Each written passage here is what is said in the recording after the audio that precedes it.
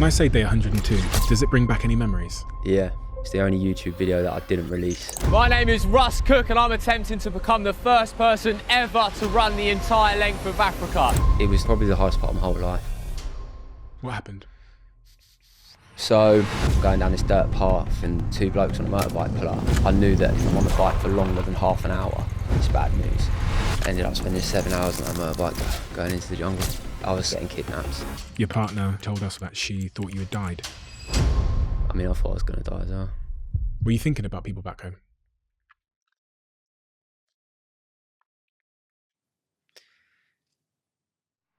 Russ, I don't think many people know that you did all this stuff before Africa. 22 years old, you become the first person to run from Asia to London. You buried yourself alive for 7 days. You pulled the car as well, which is pretty crazy. What were you looking for? God, that's one hell of a question, man. Things had got pretty bad. I wasn't speaking to my family. I was drinking and gambling. I would wake up throughout the week and just bursting into tears, crying. You had dark thoughts. Yeah. But ultimately, you know, no one was going to come and save me. It just had to be me. And I thought Africa would be the best adventure ever. But day 30, you start pissing blood. I knew it was bad. It'd probably end. You get robbed at gunpoint. They got passports, money. And then a falling out amongst the team. You've not talked about this in detail either. I just blew up, shouting at everyone, throwing chairs. What happened? Well, congratulations, Diary of a CEO gang. We've made some progress. 63% of you that listen to this podcast regularly don't subscribe, which is down from 69%. Our goal is 50%. So if you've ever liked any of the videos we've posted, if you like this channel, can you do me a quick favor and hit the subscribe button? It helps this channel more than you know, and the bigger the channel gets, as you've seen, the bigger the guests get. Thank you and enjoy this episode.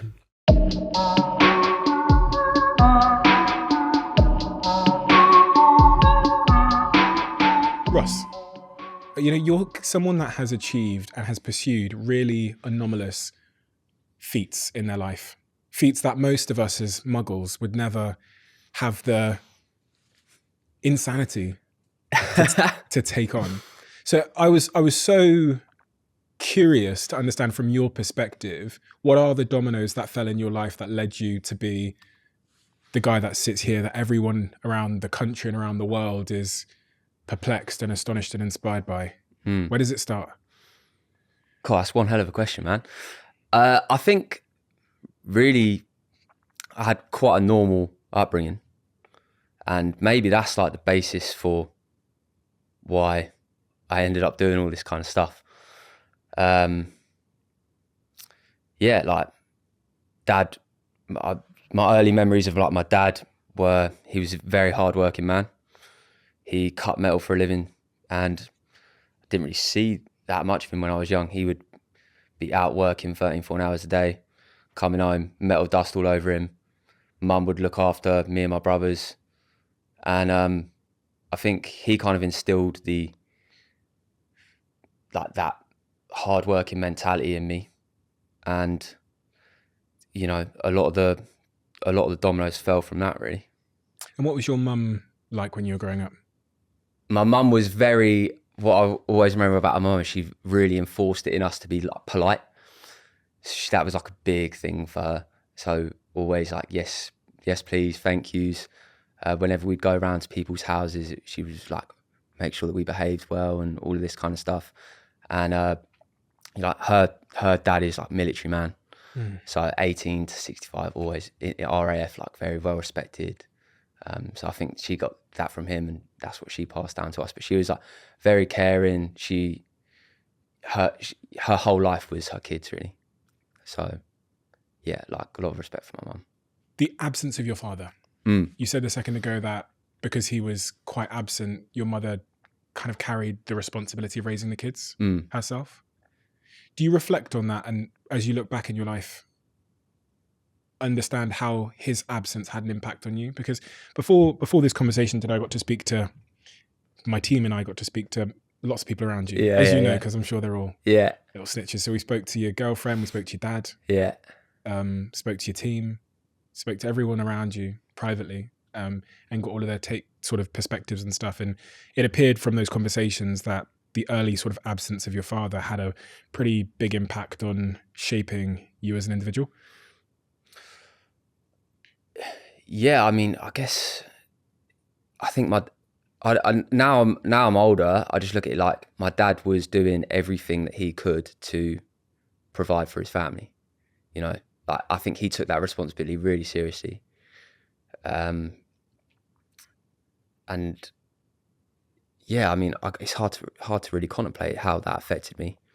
But the few things I did see of my dad, he was just always like, he ran a marathon when I was a kid, and I remember that being like a big, you know, he would always talk about willpower, and he didn't say much, but like he was more of a man of, he did things rather than spoke about them. So he'd go out and work really hard, or he'd go and run a marathon, and I'd see these things happening. You know, he'd come home from work and he'd be knackered and he'd be on the sofa, and like he kind of just, that was the way he led, you know. It's a generational thing in many respects, isn't it? Because my dad, I feel like, is very much the same. I don't think we had many deep conversations at all, but he led by example in the sense that he worked hard, loved his family. Yeah. That marathon your dad ran, did he do things like that a lot? Not really. He was working pretty much all the time. So he ran 2 marathons, one when he was 30, one when he was 40. But he used to take me out on runs when I was quite young, and you know, he wouldn't really say anything, but it was more just me seeing it that I think was important for me. Like, that's how he operated, you know. What about affection? Yeah, no, my dad or my mum aren't very affectionate people. I don't think I've ever seen them like even kiss, maybe once or twice when I was young. But like, you know, the I love yous and stuff like this wasn't words that got thrown around in our family. Not that they didn't mean it. I just think that like our family's a bit stiff like that. Not all families have the tools. Yeah. Do you know what I mean? Yeah. They just, maybe they didn't get them from their parents. No, I think that's exactly it, you know. And I think as I've got older and I've understood like where they've come from and their parents and their upbringings, then it's like, it makes sense. But it didn't make sense. Didn't make sense at the time. It's hard to, like, when you're young, I found it really hard to make sense of a lot of things. I was one of them, like, had a lot of questions. Hard to find the answers, but I kept digging. What kind of questions did you have? I guess it was more stuff like I was finding it hard to find my way in the world, and especially when I got to like teenage years, and I'd be like, how do I do this? How do I build a career? How do I make money? How do I do all of these things? How do I navigate friendships and relationships and all these kind of complex, how do I find meaning in my life? Not that I was directly asking those questions, but they're the kind of things I'm prodding at that age. And I think, you know, from my parents, it was quite hard to find those answers, just because I think we all struggled with communicating like that, you know. When you were 13, 14 years old, do you think you're different from your peers? Do you feel like you're different in any way or isolated in any way from other people? I looked at people and I was like teachers, for example, or any kind of authority figures in my life. And if I sensed that they weren't very happy in their lives, or they were a bit miserable, I would kind of discard a lot of what they were trying to tell me. I found a lot at that age, had a lot of people trying to tell me what to do, or, you know, do this, do that, behave like this. And I was like, if I do what you say, then I'm going to end up like you, and I don't want that. So I'm doing my own thing. And I think that kind of started a journey of trying to find my own answers and stumbling across a lot of different things to try and find that. Do you think your mum and dad were happy? No. I kind of feel bad for saying, I want to do them a service when I'm talking about them, because I do respect them a lot now, especially now I'm older and I understand things more, but I don't think at the time, I think they've had their struggles like a lot of us have our struggles, you know? Mm-hmm. Yeah. I asked the question because I even look at my own life and I think whatever the source of my parents' unhappiness was, I think as kids we sometimes, our relationship with whatever's making our parents unhappy often has a big impact on us. And I sit here a lot with comedians and stuff. And I remember Jimmy Carr, I think it was Jimmy Carr, said to me, he goes, listen, when you sit down with a comedian, Steve, you don't need to ask the comedian if they're depressed. You need to ask them which one of their parents were depressed, because the reason for their behavior will be at some level a desire to please or make one of their parents smile for a change, or, you know what I mean? And I wondered that with with your early upbringing? Because I got to speak to your family and I got to speak to people around you, and the picture that was emerging was that home wasn't the happiest place, and it wasn't the most loving, connected, cuddly, perfect, rosy, smiley, idyllic environment, to say the least. No, I'd agree. I'd agree with that. And yeah, I mean, I think it wasn't for the lack of trying. Yeah. But it's like you said, they didn't have the tools, and ultimately that is what kind of pushed me to go and try and find my own things, which has worked out for the best. And when you say pushed you to go find your own things, 16, 17 years old, you move out. Why? Well, things had got quite bad with family stuff. I was a piece of shit, to be honest with you. Very rebellious, very disrespectful, didn't listen to anything that they were saying, and very intent on doing my own thing. And I think that kind of took a big toll on everyone in the family, because I was stressing everyone out. Why? What were you looking for? I think like deep down, I was just like looking for something more in my life. I was looking at what, the life that the adults around me were living, and I was like, I don't want that. I want more than that. I want to go and see, I want to go and live, and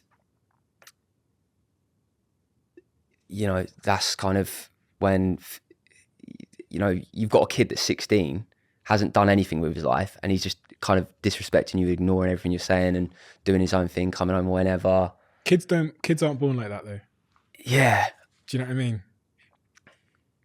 They're not born acting out and disrespecting people. So that's why I'm asking about the cause of it. Because, sometimes when you hear kids doing that kind of thing, you kind of think they're acting out to try and get some attention, and then they're kind of like rebelling from, authority because they feel, I don't know, disconnected in some way or whatever. I think that's maybe it. Like it's probably part of it. I'm not exactly sure why, but that's kind of what happened. And I think I had a lot of energy, a lot of motivation, like viciously ambitious, but didn't really know how to apply it, where to apply it to get what I wanted.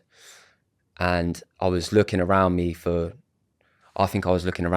for the guidance that would help me, but I wasn't really finding it. So I was just basically discarding things that I thought weren't important, or opinions that weren't important, or weren't going to get me where I wanted. And I was just looking for it. And yeah, that's kind of how things started unraveling, and I ended up moving out. And that induced quite a tasty few years in itself. When you say moved out, do you mean like organised the removal van and had an apartment you were moving into? Or what was the day like when you moved out?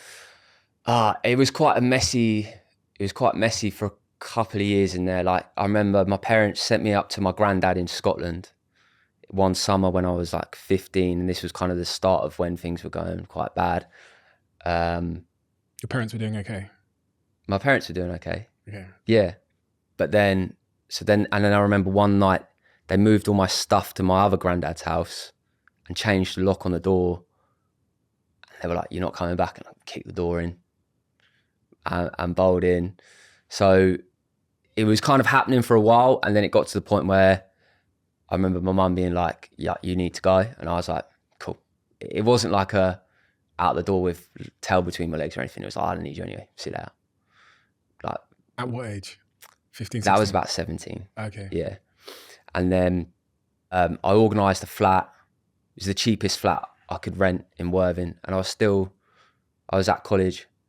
So I was working about 4 or 5 part-time jobs, just like cleaning. I was up on my bike going to Waitrose, cleaning toilets in the morning before college, and then finished that, and I went into sales at first. You know when they change the locks on the door and tell you that you can't come back home? Yeah. If I asked them at the time why they'd done that, what do you think they would have said? They would have said, like, this guy needs humbling. He's he doesn't know anything about the world. He's very arrogant, very disrespectful. And then in hindsight, as you totally right. Yeah, totally right. But you must have empathy for that kid. Because you look back as an adult, you can understand the complex range of emotions. Yeah. Because there's no kids aren't like, they're not born to be like terrors like that. Yeah. I get it from, I think now I'm older, I just get it from both sides. Like it's really difficult. It was really difficult for them to manage that like complex kind of personality. And it was also really hard for me to express or communicate in a way that I was going to get myself listened to. I wasn't doing that. I was just like totally trying to run everyone over, you know. You wanted to be heard. Yeah, I think so. And what does that mean? I guess I just wanted someone to like understand, and I think I just wanted the guidance, like of someone. I wanted guidance, but from someone that I looked at and was like, I want what they've got, you know, or like they've done life in a way that I want to do life, and they could teach me the lessons, but I didn't. I was struggling to kind of find that at that age. It reminds me of my conversation with Ashley Walters from Top Boy.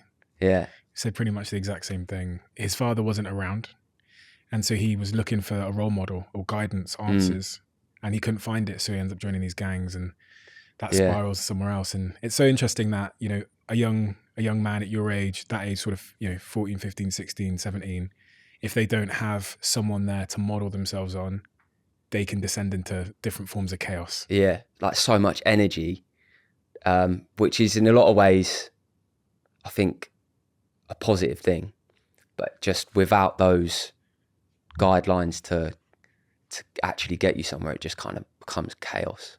When you moved out then, so you moved out sort of 16, 17 years old, how was your relationship with your parents from there? Terrible. Really? Yeah, didn't speak to them for a long time. Even up until probably the last year, is couple of years, it's been pretty, but you're 27 now. Yeah, we're talking about when you were 17. Yeah. Well, there's moments in there where it's got better and then got worse and got better, but for a while it was tough. When you know, at 17 years old, they changed the locks, you move out. I'm sure your response was hardest geezer.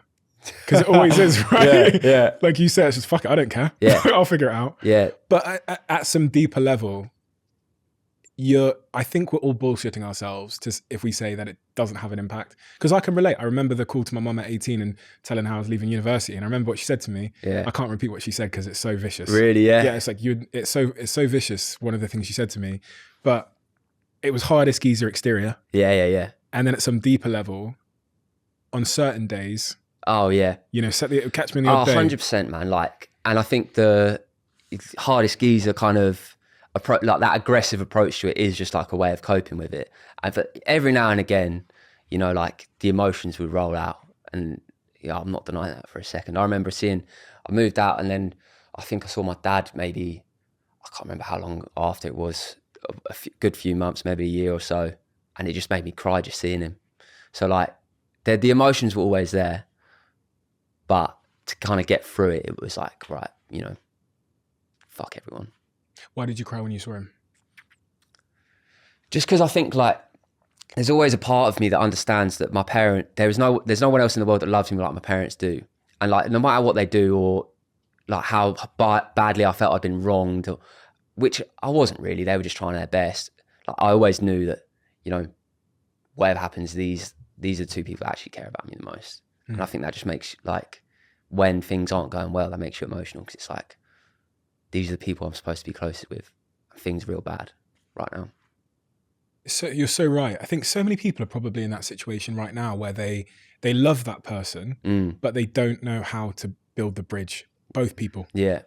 And it takes two to build the bridge. So it really does. They can't build it, I can't build it. So we love each other, but we're fucking at war. Yeah.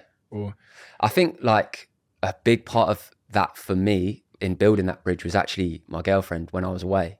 because she went over and she went round their house and spoke to them loads. And because even before I left, like I went round to see both my parents before I left, but it was the first time I'd see them in like maybe like a year and a half, 2 years.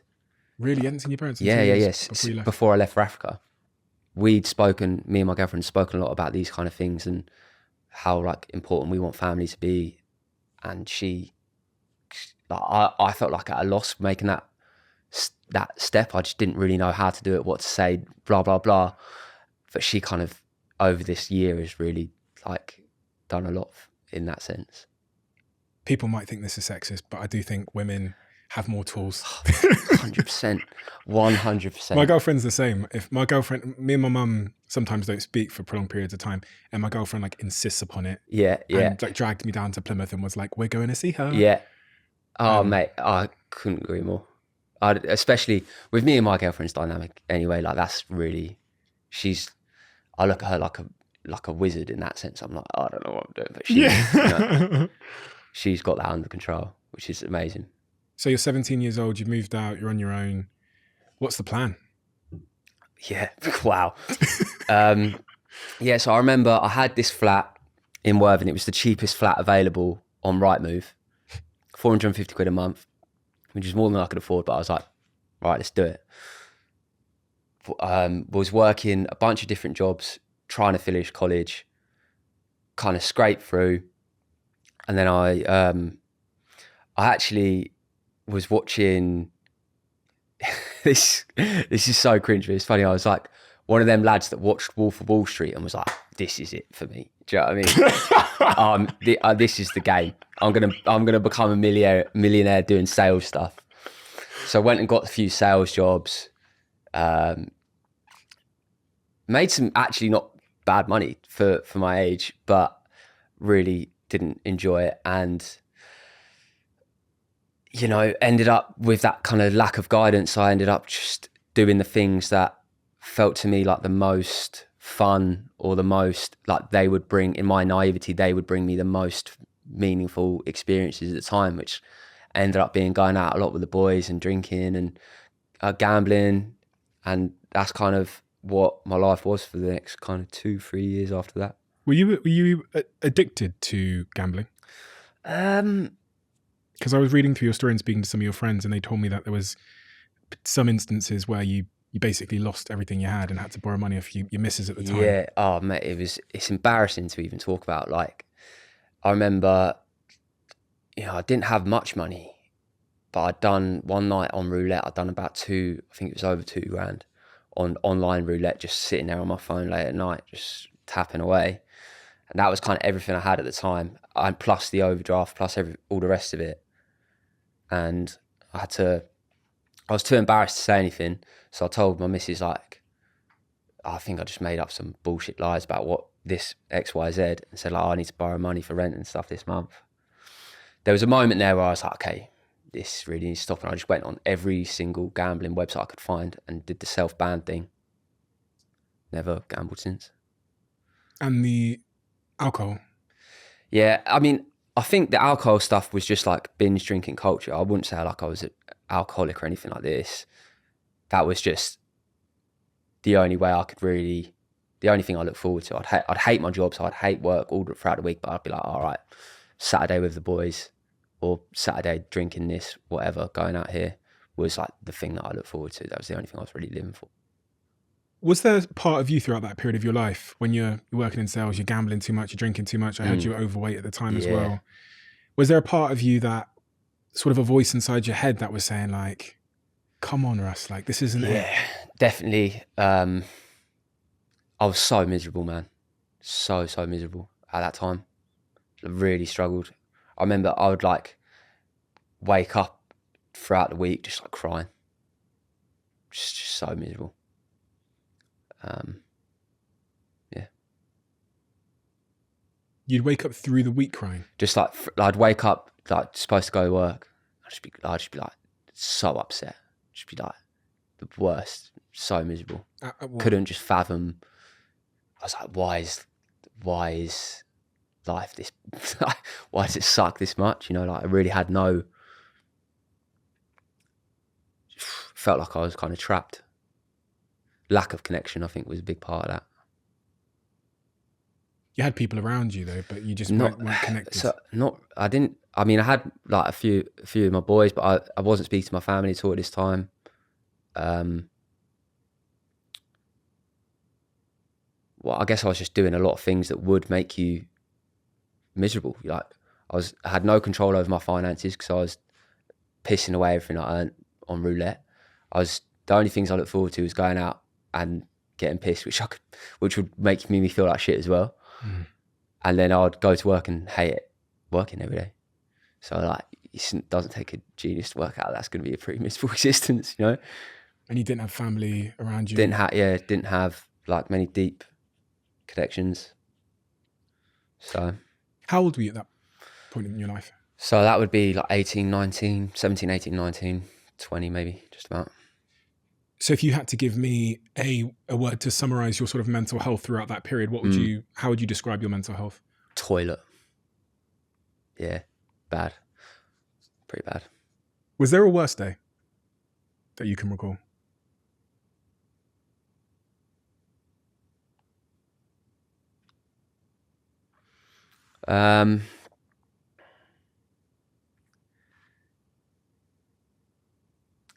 Yeah, I mean, I remember, like, I do remember just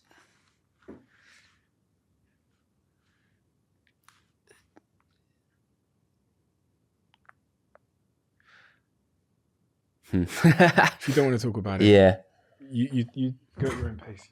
You tell me what you're comfortable talking about. I mean, I remember days, like I said, I'd wake up crying, speak to my boss. I remember even one day with my boss, speaking to him on the phone, just bursting into tears, crying. And I think what was hard is that I didn't understand anything. I didn't understand why. You know what I mean? I didn't have the tools to really make any sense of the situation. Because, you know, like now I'm 7, 8, 9 years older, I can look back and go, yeah, well, that's what happens when you gamble loads and you piss all your money away and you drink loads and you don't have anything in your life that's going to bring you any meaning or fulfillment. It's obvious. But at the time, I didn't know that. So that kind of sense of helplessness was a really big weight on me. And it just felt like I was never going to be able to shift it. I think that was the most difficult thing. I was like, I don't know how I'm going to get out of this. You had dark thoughts? Yeah. The most dark thoughts? Pretty much.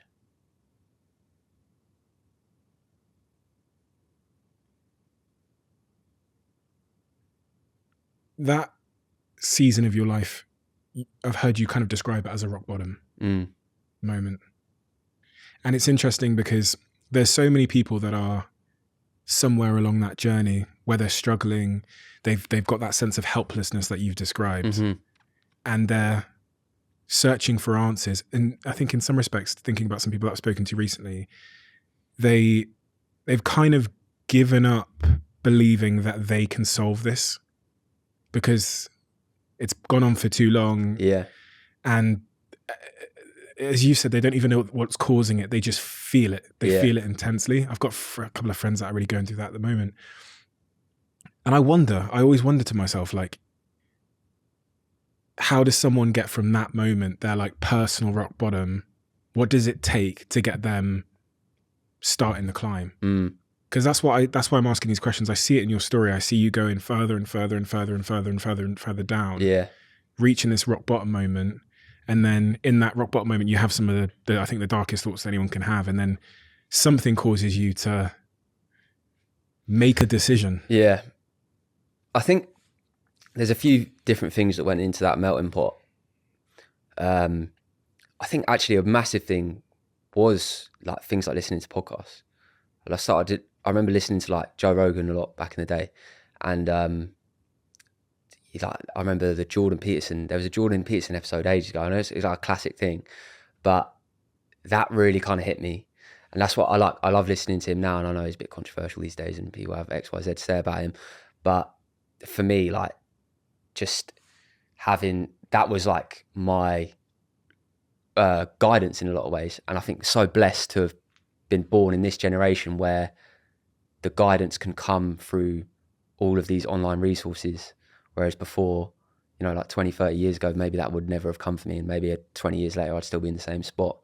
So like incredibly grateful for that. But then... Can I ask a question on that? Yeah, go on. In that moment when you're 19 years old and you're searching for... Do your parents know what you're going through? No, I don't think so. Do you think today they know what you were going through in that? Probably not. No, probably not. I reckon, like, I don't know, I reckon my mum's probably thought about it, to be fair. But I don't know. They don't know the ins and outs. What are the ins and outs that they don't know? Well, just like the day-to-day, you know. And I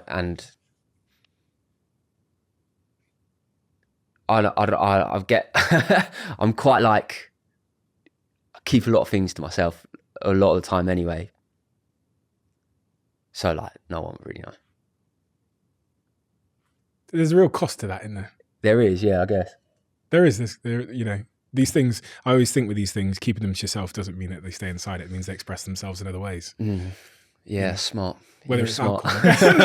I sit with a lot of people, so I've come to learn about myself, but I've come to, one of the things I've definitely come to learn is that keeping it in doesn't actually keep it in. It just comes out in other ways. It makes it like a pressure chamber, and then you get your little escapes. Yeah. Someone will say something, you go, fuck off! Yeah. Or some people expresses themselves in pornography addictions or gambling addictions. They're trying to find other ways to ease the burden of having to hold on to that, all that or stuff. running the length of Africa. So they had no idea. No. If you could go back and have a word with him when he's woke up on that morning, when you're at your rock bottom and he's crying and he doesn't want to go to work and he's thinking about dark thoughts. If you could go back and just have a telephone conversation with him now, what would you say to him? Oh. I guess I do have empathy for that guy. I think the thing that I needed to hear, which was the most, which actually forced me into action, was like, I need to take responsibility for my situation here. So like, that version of me at 18, 19 was very much one that looked at my outside world and blamed everyone else for my problems. Like, oh, it's because my parents did this or my boss did this and all of these other things. And I didn't need anyone else to come in and say, oh, it's not your fault, blah, blah, blah, blah, blah. I needed someone to go, that's the fucking world, mate. Get used to, like, do something about it or don't. Up to you. So that's probably the message that I would give. Maybe I'd deliver it in a nice little empathetic way. But ultimately, you know, no one was going to come and save me. It just had to be me. And you talk about this, I was reading different sort of seasons of your life, and there's this one moment where you're in a nightclub and it seems like you have a bit of I don't know whether you were on something or you were drinking something, but it seems like you had a little bit of a dance floor epiphany moment at 2-3 a.m. in the morning. Yeah, so I think it'd been leading up to this because I'd been finding life really difficult for a while, and I was doing all these different things, trying to find something that I could put my energy into that would give me something positive in return. And I remember being in the Arch in Brighton and just being like, I need to sort my life out here. Like, what am I doing?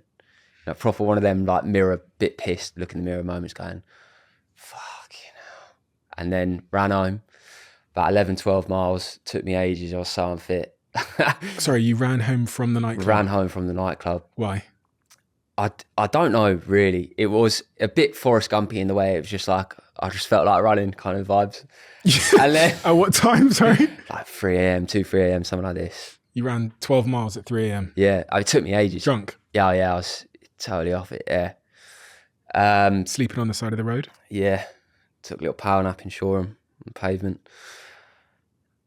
But yeah, I mean, so I ran that little bit, and then a mate of mine that I'd been mates with for a long time had just started getting into running properly, and he'd signed up for a half marathon, and he said to me, like, come and run it, like, let's do it, I'll train with you, blah, blah, blah. And I think that was the moment where I was like, oh, this might be something that I can do. Like I'm out of ideas here. You know, I need something. So I literally just on a whim was like, fine, let's do it. Signed up. And then he took me out training. We did the half marathon. Then a few weeks later, we signed up, did the full marathon.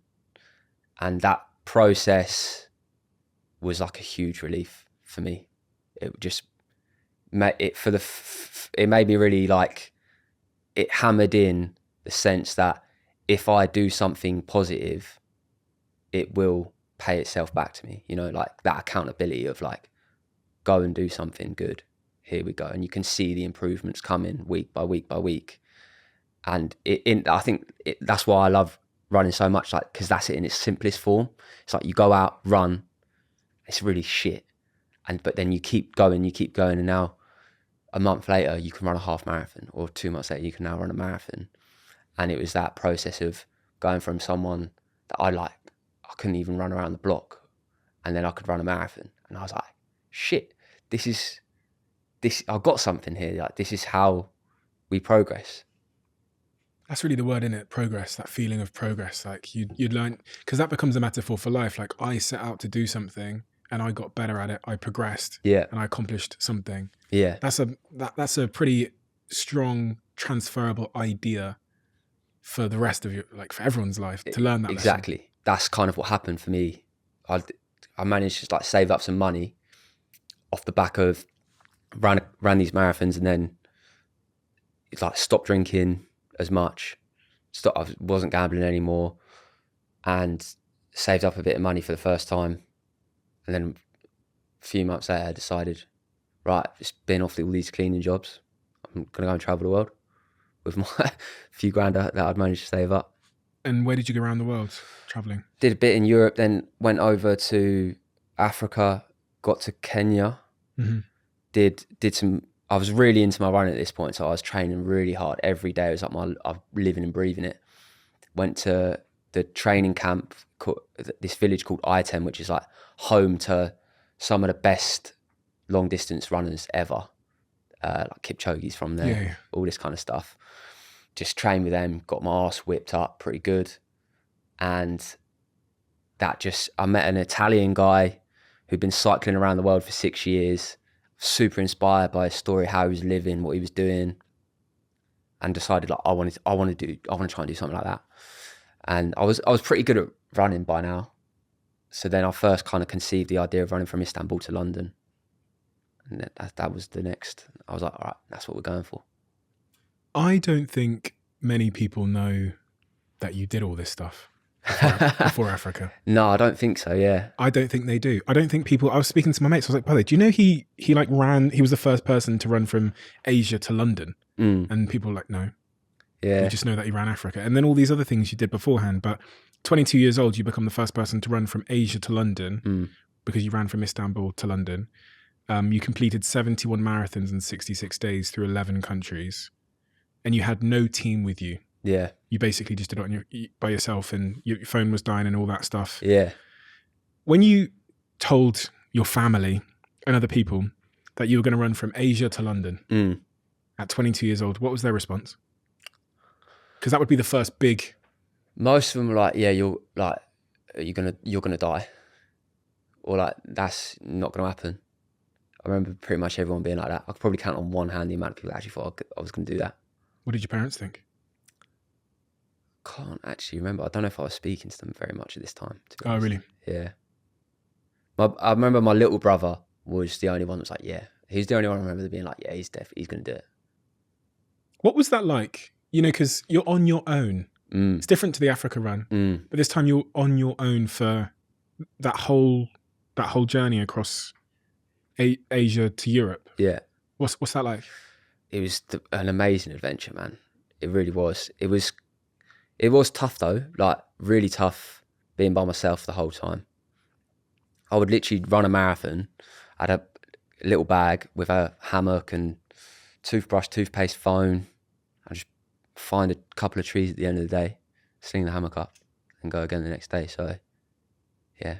Did you not need like friends or something? Someone to talk to? What? Like, why? Why? I think that a lot of people said this to me at the start. They're like, well, you're going to need this, you're going to need that. I was like, yeah, but why? Actually, why? Why can't you just sleep in a hammock every day and then go and run a marathon? Were you speaking to anybody back home around that time? No, not really. You must look at that objectively and go, that is not normal behaviour. And then from that I ask, I go, so what is it that's abnormal about you? Because you're performing unnormal behaviour. It's super inspiring, but it's not normal. It's not typical. That's a good question, man. I'm not really sure. Yeah, it wasn't normal. Yeah, I guess it definitely wasn't normal. But I think I love that you're just figuring that out now. Yeah. I think, I met this Italian guy, and he'd been cycling around the world for 6 years, and he showed me his setup. He had nothing on him really. He had basically nothing, but he just had a coffee kettle. That was the only thing he really cared about.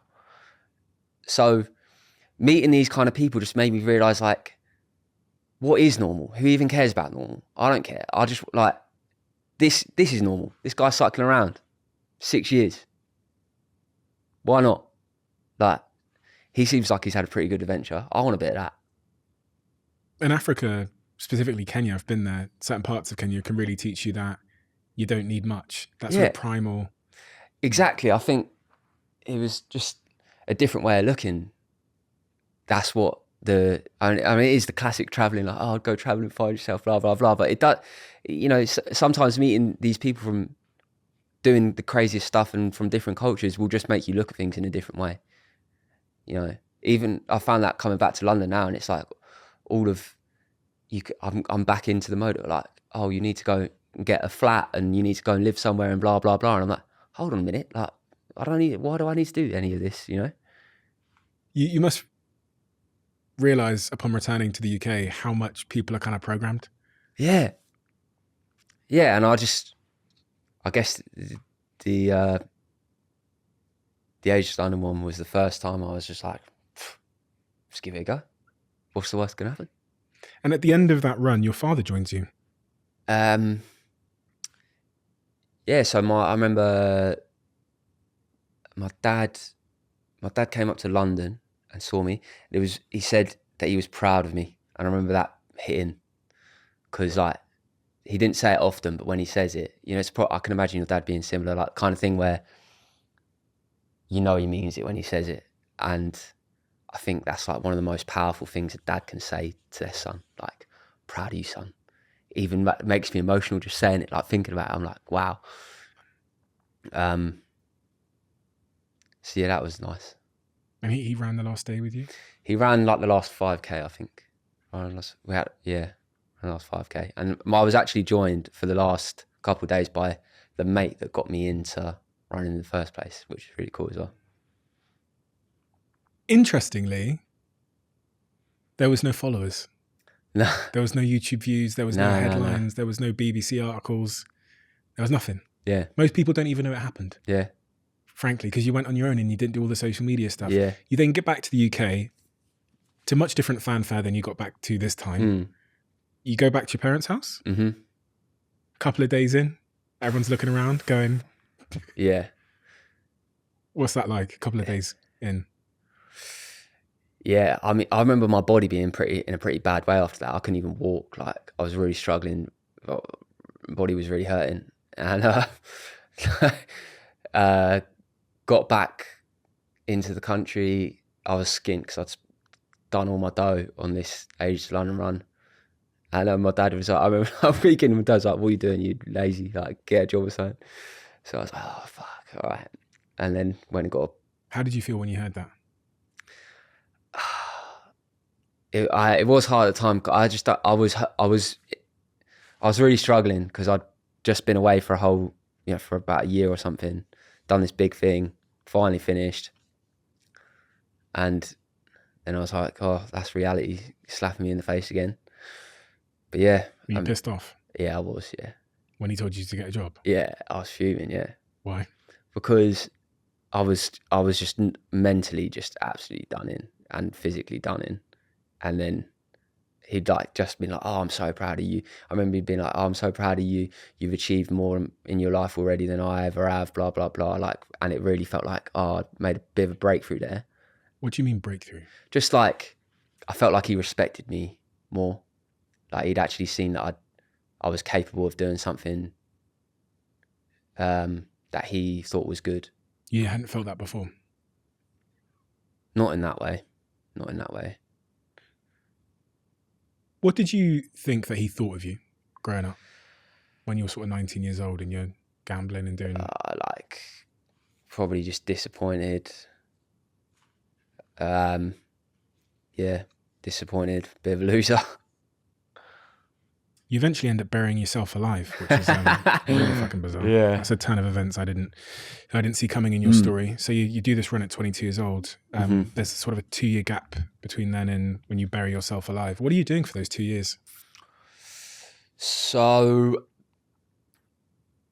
I was just working bits and pieces here and there, really. Back to normality. Pretty much. Like I finished the Ages London run, and in my head from then, I was like, I would really love to make this kind of thing a career somehow. Don't know how I'm going to do it, but I would love to be able to do that. And then that kind of started like a 3 or 4 year process of working out, okay, you know, if we make content, then maybe brands will sponsor that, and then I can go and do adventures with that money. But it took a long time to kind of put those pieces of the puzzle together. Like that was never really what I was thinking of when I did Istanbul to London. I chucked a few photos up on Instagram just really for my boys to see, be like, I'm out here in Serbia camping or whatever. But yeah, then, you know, did the Ages London run, figured out if we make some content and that's how we're going to do it. Buried myself alive, pulled a car for a marathon. Then the Africa planning started happening. You buried yourself alive. You asked your parents if you could bury yourself in the garden. They told you to fuck off. Yeah, got that. I remember that now. Yeah, you buried yourself alive for 7 days in underground. You basically just dug a hole in a tin can and jumped in the tin can, and then they buried you there. And then eventually the plans, as you say, you pulled the car as well, which is crazy. Do you know when I actually found out all this stuff, which was shocked me, was, I don't know, a week or so into your run in Africa, I saw you pop up on my feed. And then, as you know, I clicked on your profile and then I clicked on the DM box. Yeah. And you sent me a DM. Yeah. And the DM you sent me was in May the 5th. I think it was 2022. So it was a long time ago. It was more than 2 years ago now. And paraphrasing, because I know you... Speculative one. Eh? Yeah. No, but I bet you get these kind of DMs all the time, no? Yeah, I missed it. I didn't see it. So I didn't see it at all. But it's funny. It's funny because I actually replied to you exactly 1 year to the day. Really? Yeah. When you sent me a message. I replied to you on May the 5th as well. But you emailed me on May the 5th, 2022. And in that message, you said some nice things. And then you said, you'll probably get a lot of these DMs, but let me explain why this one is special and exciting. Oh, I'm putting myself out listening to this. This is your sales background there coming through. I've removed some parts because because it's bad, eh? No. Just, you know, I'm an endurance athlete. In 2019, I was the first person to run from Asia to London. In 2020, I pulled a car for a marathon in record time. In 2021, I got buried alive with nothing but water, and I live streamed it for an entire week. And in 2022, I'm starting a mission to become the first person to ever run the full length of Africa. You sent me that DM 2 years ago, hoping that I could assist you in some way with the Africa leg of that. And when I saw that, the most shocking part was that you'd done all of these other things and I'd never ever heard about any of them. Yeah. And then in that message you explained to me, because it was a very long message and it was a really thorough message. You explained that this time would be different. People would actually know because you'd figured out content. Yeah. And you'd got some good people around you. And you'd spent almost 2 to 3 years thinking about this Africa run before you set off going. Yeah. Why Africa? Why was that the plan? Well, I knew that Africa hadn't been done before, and it's one of the few things left that hadn't been done. So that was probably one of the big reasons. Also, like, Africa's not very well traveled. Not many tourists go there, and I thought it would be like the best adventure ever. So that's why I decided to do it. So you were going to run from the bottom of Africa to the top. Yeah. How long did you think it was going to take? I thought it would take 240 days. That was my goal. I was going to do 360 marathons in 240 days. It didn't quite work. How long did it take in total in the end? It took 352 days. Long time. But there's lots of hurdles along the way. Before you set off, I think it was 4 to 5 months before you set off, maybe 6 months, you meet a young lady called Emily Bell. Ah, yeah. Yeah. Wow. What a girl. What a woman. Was it 6 months before or something? No, I met her. We first met at one of our mutual friends' birthday party. Yeah. And I said to my friend, like, why have you never introduced me to her? She's beautiful. And then that started like a 3-month process of me trying to convince her to go on a date. Any luck? It took a while, but we got there eventually. We had a secret Santa going, and I think one of my friends did me a solid and kind of like rigged the secret Santa. So I got her. Oh, nice. And then I got her tickets to go to Comedia, a comedy club in Brighton. Got her 2 tickets, and I was like, well, you could take me, I guess. And then so then that's when we first started dating. But this Africa thing was already in the works, so it was quite complicated. But then before I left, we were like, right, let's do it. And we kind of like, we spoke on the phone every day. And mate, I was one of these people, if you'd asked me 2 years ago, could that have ever worked? Like 14 months away we spent from each other. I'd be like, nah, that's never gonna work. But I think we spoke pretty much every day for hours whilst I was running, if I had signal. And the kind of stuff that we got to speak about and really go through in depth on is the kind of stuff that I think in a lot of relationships would just get swept away in the rigmarole of the day-to-day life. So I'm actually super grateful for that time, and like really proud of her and us for like navigating that kind of weird situation. Knowing your childhood and knowing the early model of relationships that you experienced, this mother and this father didn't seem like they always had the best time, a little bit distant, the affection wasn't there. When you go into a relationship, there must be a part of your subconscious that still has that model of relationships front of mind. So you must be, in some respects, like I am, to be fair, or at least like I was until I was about 27, 28, when I had my first relationship. I had my first relationship at your age, an avoidant. Oh, yeah. Because you hadn't learned, you didn't have the tools to be affectionate and to be open. Totally avoidant. Still am a bit. But when you met her, you hadn't had those deep conversations. Nah, I think it's her, credit to her more than me. She kind of brought that out. I didn't have the tools to go to do any of that stuff, to be honest. You know, she's just, I think sometimes, like, I don't know, I just think we fit really well, like, together. Like, what I can do well, she can't. What she can do well, I can't. Like, it works. It's so interesting because we got to have a conversation with Emily. Yeah. And the way she described you sounded very, very much like me. It's funny because I've actually listened. I remember messaging you actually about it. I think I listened to, you had a podcast with some relationship person, Esther Perel, I remember. And like the way you were talking about it, I was like, oh, this is hitting over. And we do that a lot. Sometimes we listen to podcasts and talk about it and like, oh, you do this, I do this. I'm going to play this. Oh God. This is going to be awkward for you, but listen, it's word for word me.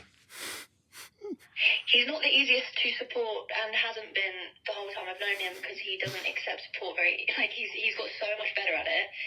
But I'm a very nurturing, I want to help. I want to make his life easier. What can I do? How can I support you? But for him, support looks like space. That's textbook me. Yeah. Support is leave me alone. It's my love language is just acts of service and leave me alone. That's really what it's about here. We're talking about you have different love languages, and she goes on to explain that this is much because of the way that like your early years, you were used to independence. Yeah. God, she's smart. Let me just. He's changed so much since I first met him. Like when I first met him, I was not thinking, oh, I could actually seriously date you. Yeah, no, I remember those days. You've changed. Mm-hmm. You've changed. How have you changed?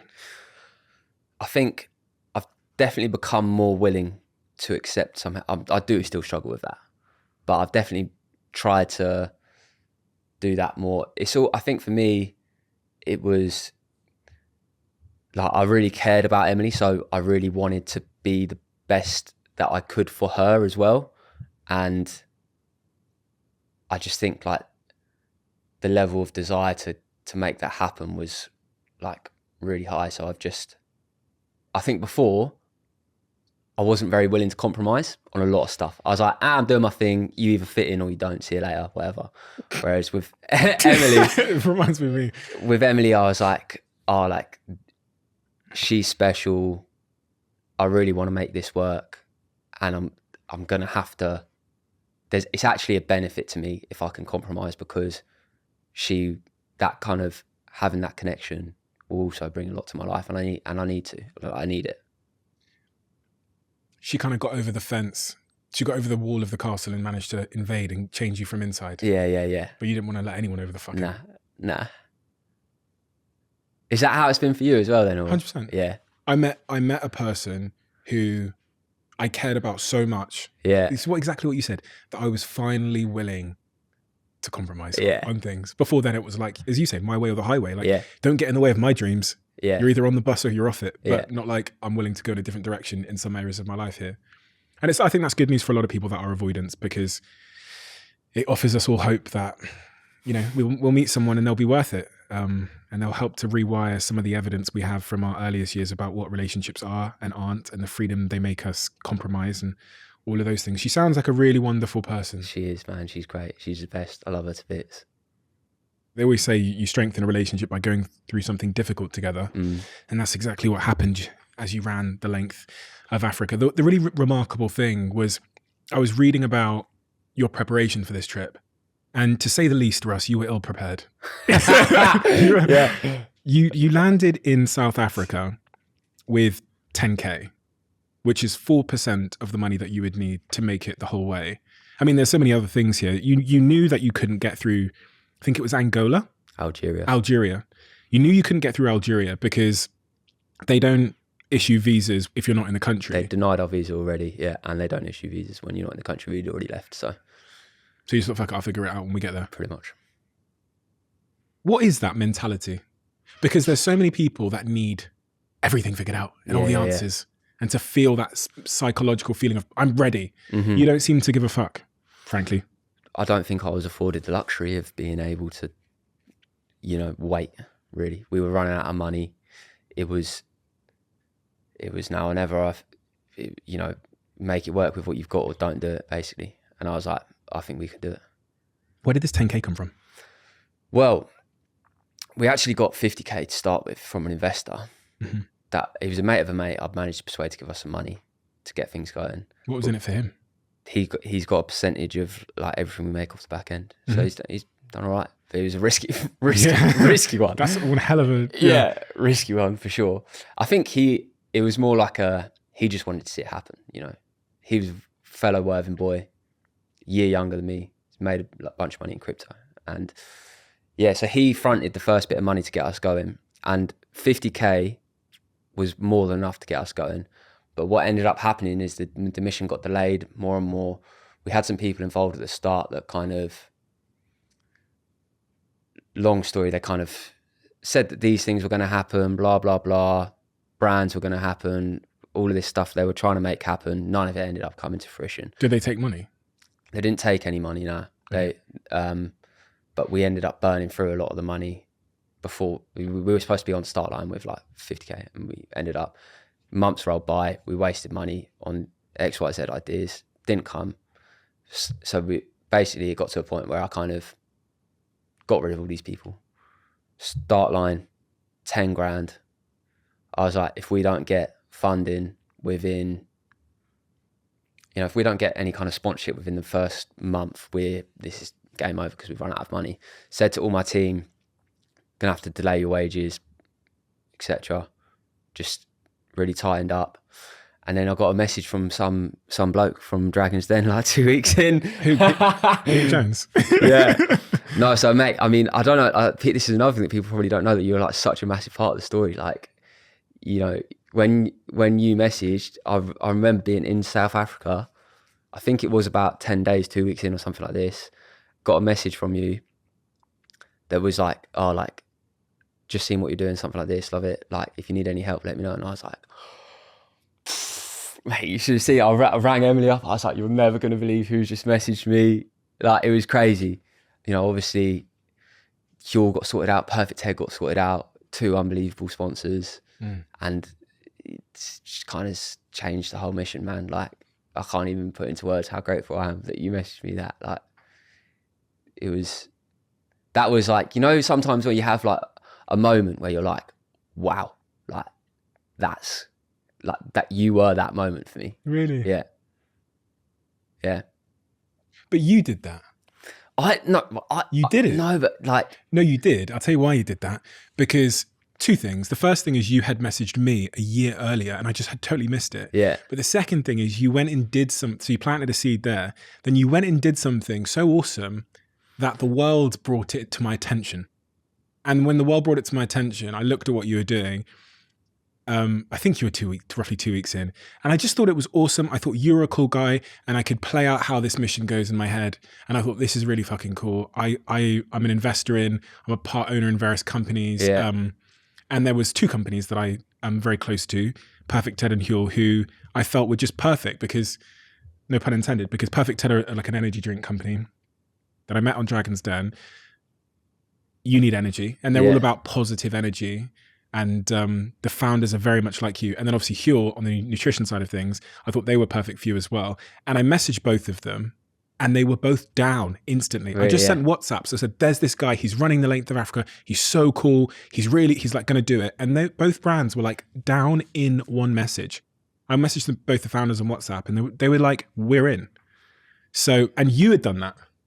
You had, because you had messaged me. Most people, I say this because sometimes people can see things like pivotal moments in their journey as luck, but I think it's important to highlight that you planted a seed a year earlier when you literally sent me like 3 pages in a DM. Yeah, I mean, I guess I'd describe it like, I was knocking on the door, but I needed someone to open it. You opened it. So like, it's a kind of a dual thing there. I think you planted a lot of seeds. Yeah. And then I was knocking on a few doors. Yeah. Yeah. And I'm sure there's lots of messages you sent that were never replied to. Yeah. So I'm really glad that I saw it. I'm really glad, but I saw it because you were doing something awesome and it just popped up in my feed one day.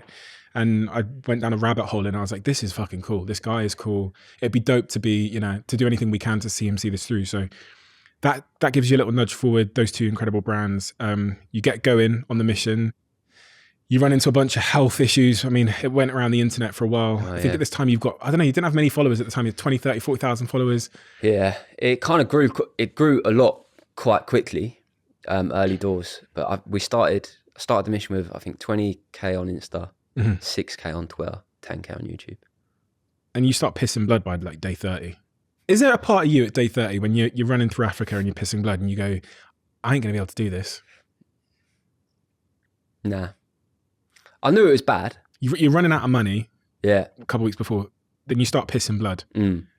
For most people, either one of those things would be okay. let's get a flight. Well, I knew that, it was a bad situation, but it would probably end eventually, and then carry on going. You get robbed in South Africa, which is the first sort of minor robbery incident. Thieves approach you. They try and take your stuff. I think you give them a lift home. Yeah. That was two guys came up to me whilst I was running at night. One came in front of me, one came behind me, and I kind of instantly knew this was a bit shaky, and I just went a bit mad, just like weighed up the situation, just started acting a bit crazy, started like beating my chest and shouting and stuff to try and like put them off, because I got the feeling like, okay, they're this is an attempt, but they haven't gone straight in with the robbery. They're kind of feeling it out. So I was like trying to give them enough of a reason to think that I'm crazy enough that it's just not worth it. It kind of worked. Sorry, you started beating your chest? Yeah. I started beating my chest. I started shouting. Because they just joined. I was mid-run and they joined me running. It's like one in front, one behind. They were running it like they. I think it was a situation where they were trying to feel me out. You know, like, should we rob this guy? Okay, this kind of thing. Yeah. And I just thought, if I can put them off enough. So can you describe to me what you... I literally beat in my chest. Yeah. I was just like, we're running, boy. Ah! Like, just going totally a bit, just to make them think like, oh, this guy's a bit, you know, he's a bit off it. Maybe we just get the next one.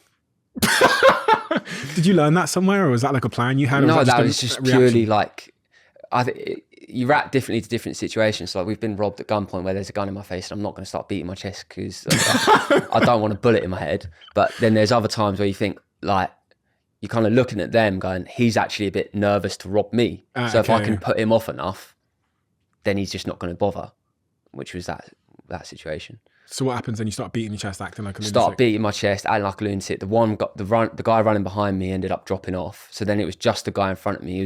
He was quite a small guy anyway. And I was like, I don't reckon he's about it. And then... Did you tell him you're the hardest geezer? And then we ended up speaking a little bit and he was like, oh... like, my friend was going to rob you, but he's gone, we're not going to rob you. And I was like, oh, your friend was going to rob me, was he? Yeah, like, nice.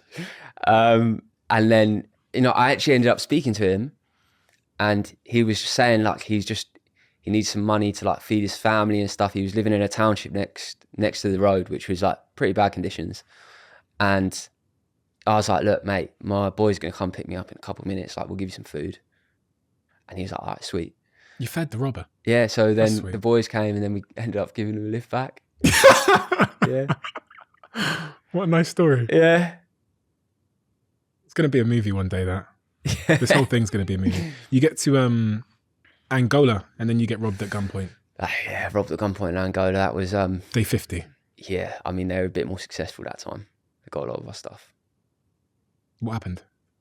So, around 30k, I was on a lunch break. We sat in the van, me, Jared, Harry, my support team, and we were just chatting shit like usual. 3 guys pull up on a motorbike, 2 of them get off, come up the side of the van, crack the door open, gun in all of our faces, started speaking Portuguese. Then they took a bunch of stuff. Yeah, that was a nightmare, to be honest. They got passports, money, cameras, drone, phones. It was long. Have you processed this stuff? I don't know. I don't think so, man. Like the thing is that these things happen, but you're on the road again the next day. So, you know. Because you say it such a casual sort of blasé way, but if someone had a gun pointed at them, most people would be in therapy trying to resolve the sort of complex set of psychological implications that causes. And when I asked you the question, I could see your demeanor changes a little bit because it's not as blasé as you sometimes make out, is it? I don't know, man. I guess it just is what it is. I don't know if I've deeped it that much at this point. You know, we're over it. Nothing bad happened in the end. I mean, we got robbed, but no one died. You lost the cash you had, the equipment, and your passports, which is probably the most annoying thing of all those things. Yeah, that cost us like at least 2 or 3 weeks in terms of going to get visas and things. Day 50, you get to day 100, and you're day 102. When I say day 102, does it bring back any memories? A couple, couple. Congo, DRC. Yeah, that was one hell of an experience, that. You described this as probably the hardest part of the whole trip. Probably the hardest part of my whole life. Really? You've not talked about this much in detail either, for some reason. So we made a YouTube series online which kind of followed the whole thing. It's the only YouTube video that I didn't release. Because it was it's a difficult one at the time as well. Because it was the hardest time for us as a team. And there was a lot of arguments. lot of fallouts around that, and I didn't think that the video that we made was really what told the story how I wanted it to be told. What happened? So, yeah. You're emotional about this. Yeah, I mean, that whole thing was mad. So we got to DRC, I think day 100 we got to DRC. It was hostile from the start. We'd been warned loads about it, about the country. It's one of the poorest countries in the world. It's quite known for corruption, and we'd been sent the videos of the craziest things happening there, and I think we were all a bit apprehensive. You've been sent what kind of videos? The craziest, like people getting shot, chopped up, all kinds of stuff. Yeah, it definitely, like, I mean, I don't know how much I can really, what I would say about DRC is that we spent a few days there. My experience was very subjective. It's a massive country, loads of people, loads of great people, but my personal experience of the small amount of time I spent there was a bit rough. But yeah, we landed in the country, crossed the border. It was a very chaotic border town. We had people from the get-go not very happy to see us at all, shouting at me whilst I was running, trying to like exploit us for money, officials, all this kind of stuff, trying to get money out of us. And we'd heard about all of this from people traveling, so we kind of half knew what we were rolling into, but it really created a kind of atmosphere that was difficult, challenging. Yeah, I mean, the day before, day 102, we had a guy came up to me with a rock, spikes in the rock, and he was like, I'm gonna like smash your head in with this. I mean, he was speaking French, so I don't really get it, but Harry spoke French, so he's basically threatening us with this big spiky rock that he had in his hand, saying like, give me £3, the equivalent of £3, or I'm gonna like start smashing you all up. And so I gave him a £1 in the end, because I'm not getting my head smashed in over £3, but also I didn't want to like get word around that there was a bunch of people just throwing money around to anyone that would threaten them. So yeah, I mean, woke up day 102, I was running 100k that day, and I felt very anxious from the get-go, really finding it difficult already. Left the boys in the morning like I normally do, ran 20k, then ran another 20k. We took a turn off onto a dirt road, so the boys had planned this route. Went down this dirt road, then the support van couldn't get to me. So the boys sent a guy on a motorbike, and so I'm running along this dirt bike, and this guy on a motorbike keeps trying to stop me. And I was so like scatty already that I didn't want to stop. He was trying to get me to stop, and I was like, nah. I'd had it the day before, people trying to stop me on motorbikes, and it was all a bit, didn't feel great. Like I was quite anxious about the whole thing. Anyway, eventually I did stop. He gave me a note that basically said like, the boys can't get round to where we were going to meet, but they're going to go to this other place and meet there.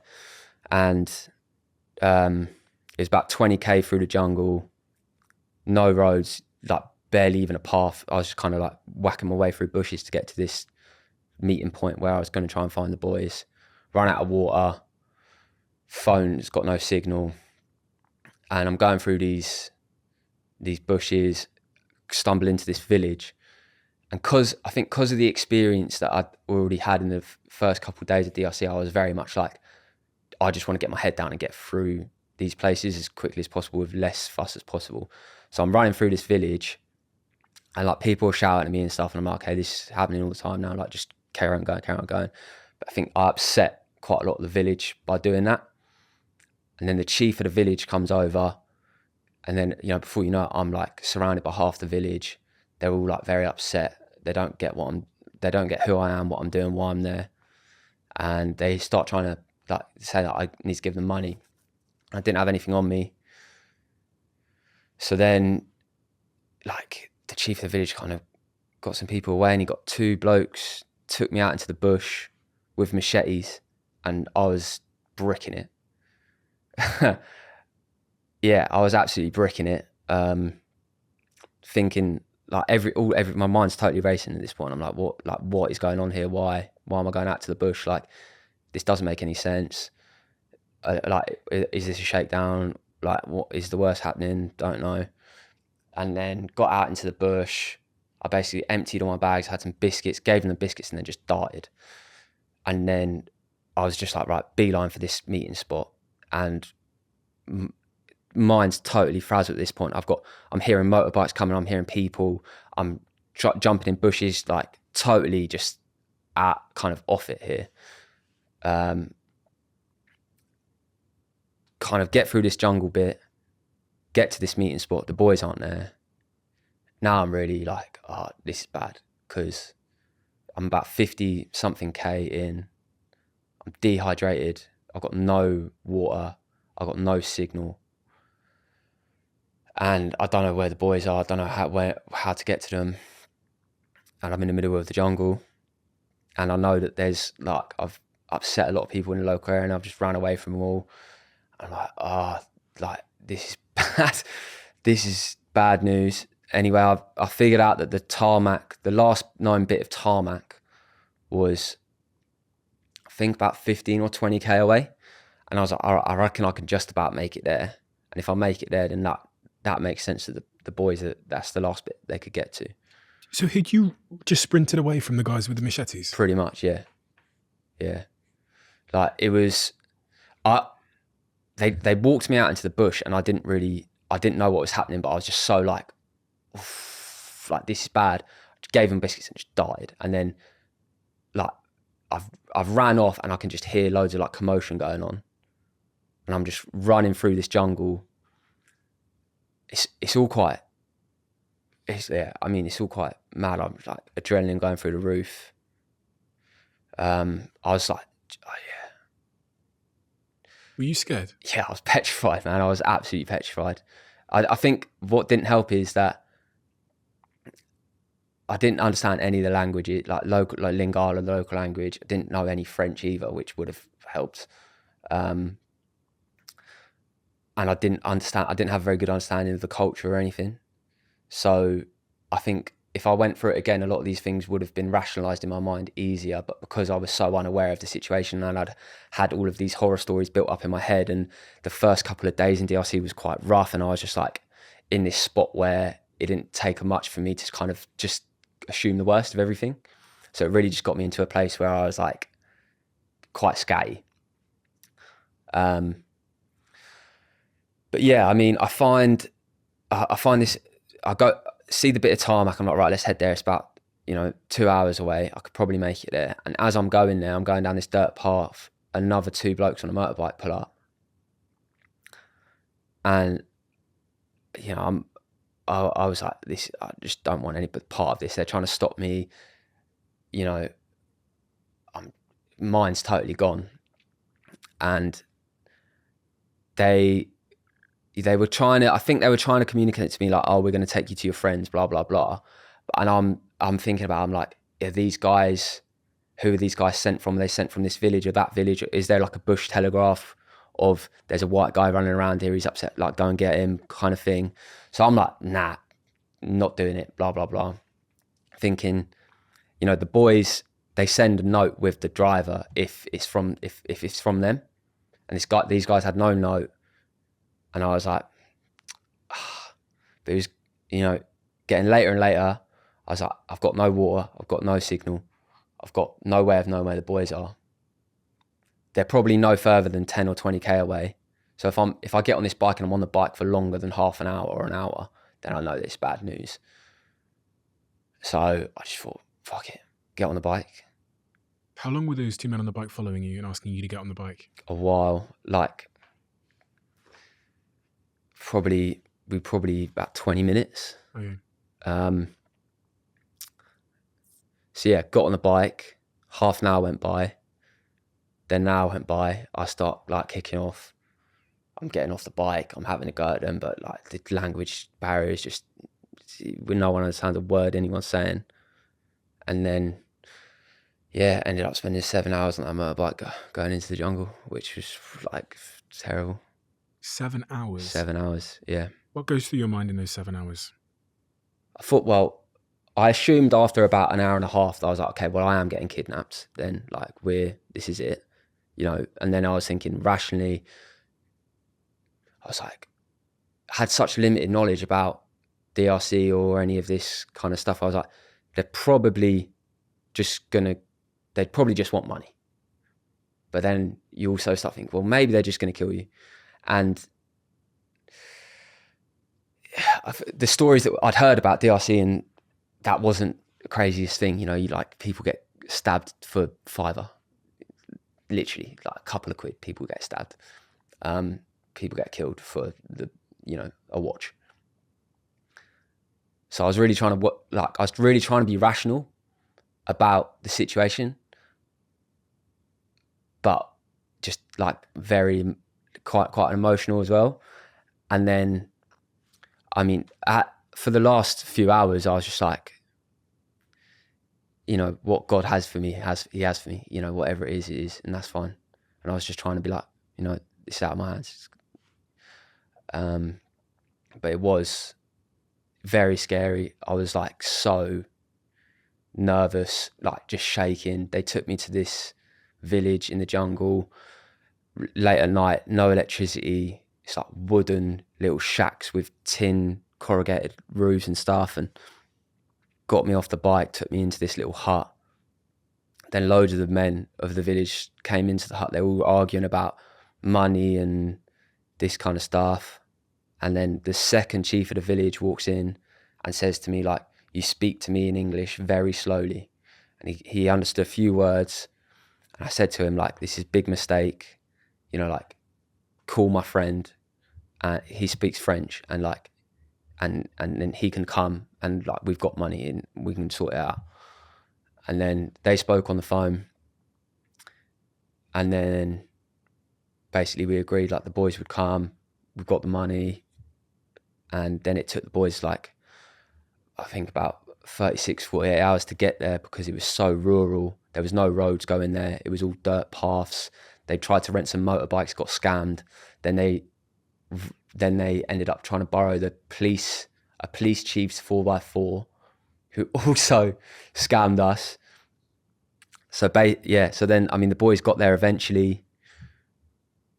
We gave everyone some money, and then I was free to go.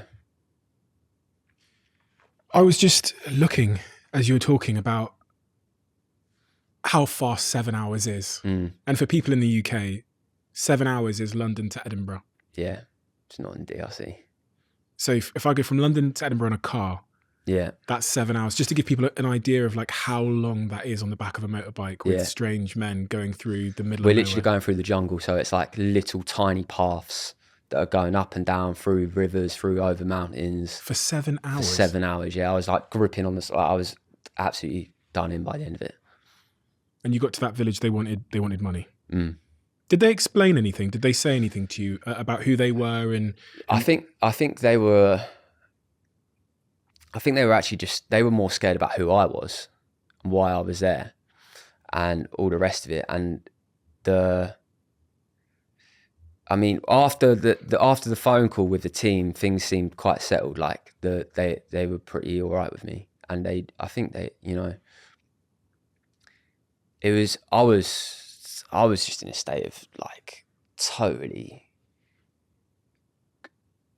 whacked. What do you mean? Just exhausted, but like petrified, and I was just very nervous around everything, twitchy, Yeah. Have you suffered with anxiety? I don't know. I don't think so, but like I do. Obviously, I'm human. I do know what anxiety feels like, and I do get it sometimes. But I was anxious then for sure.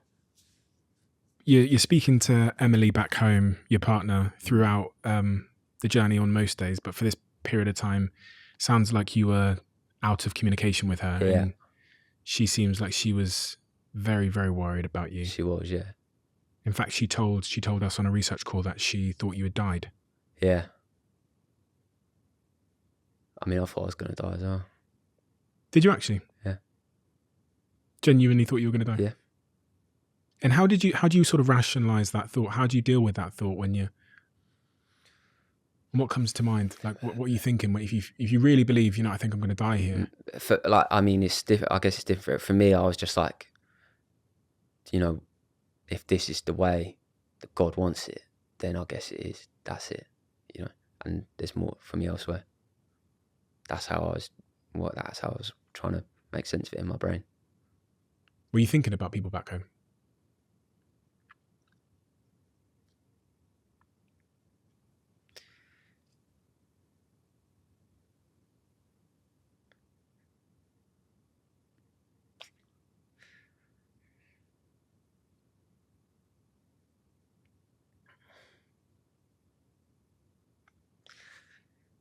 Yeah, I was thinking about like, all the things that I wish I had the chance to repair that I haven't, like in relationship with my parents. I was thinking about all the things that, I wanted to do with my life that I wouldn't be able to do. I was thinking about what it would do to, everyone that got myself killed in the Congo for just trying to run the length of Africa. I felt stupid because I was like, these were like mistakes that have been made that were like should have been quite easily preventable that we didn't do, and that's ultimately my responsibility as well. So it was a hard few hours. You're thinking about things that you should have repaired with your parents. It's interesting in moments like that, people always talk about how they have a retrospective, like clarity on their life and their priorities that most of us will never understand because we've never been in a situation where we've genuinely believed there was a chance that we weren't going to make it out. When you say you were thinking about how you should have repaired relationships with your parents, what do you mean? I don't know. I guess it's like you said, it was a moment of clarity where I was like, I've probably wasted a lot of years there holding on to things that weren't necessary, for bullshit reasons. And like life's too short for all that. What had you been holding on to? Like resentment and pride and, not trying to understand, or like avoiding things and not trying to connect with people that love me and these kind of things. You think these are your last hours. You've obviously got a person there in your life who has loved you and has shown you a different way to connect and to be and to intimacy and all of those things, which is Emily. Are you thinking about Emily in those moments as well? Yeah, I was.